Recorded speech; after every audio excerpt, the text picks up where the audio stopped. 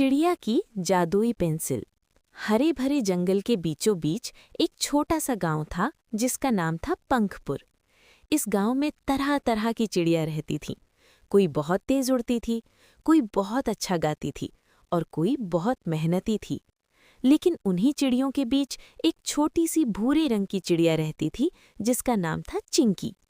चिंकी ना तो सबसे तेज उड़ पाती थी, ना ही उसकी आवाज़ बहुत सुरीली थी, लेकिन उसके पास एक खास बात थी, उसे चित्र बनाना बहुत पसंद था। जब बाकी चिड़ियां खेलती, चिंकी पेड़ की डाल पर बैठकर मिट्टी में, पत्तों पर और कभी-कभी रेत में भी चित्र बनाती रहती।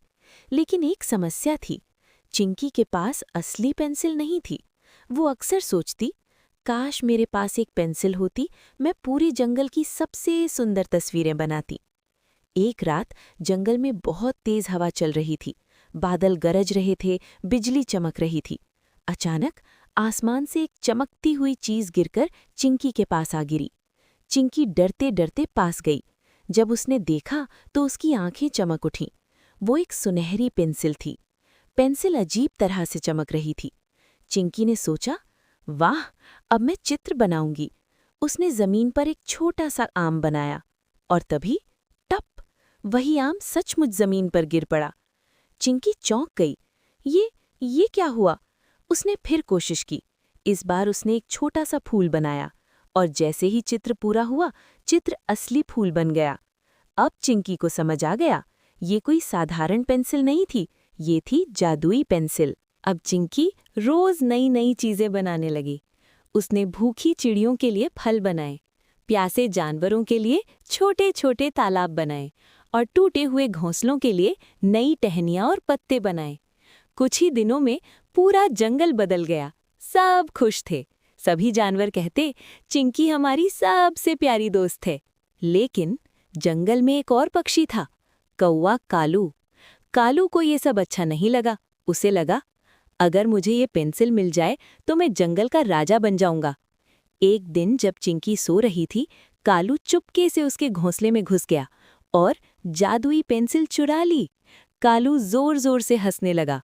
अब मैं जो चाहूंगा बना दूंगा।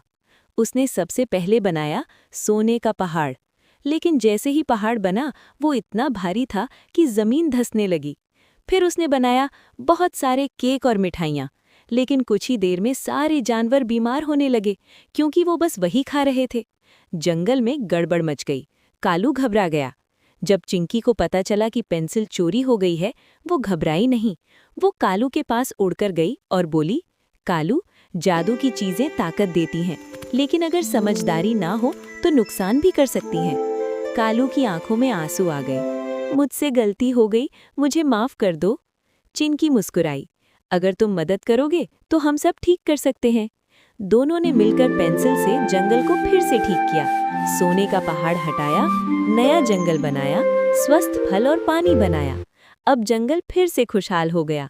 अगर आपको चिंकी और उसकी जादुई पेंसिल की कहानी पसंद आई हो तो वीडियो को लाइक ज़रूर करें।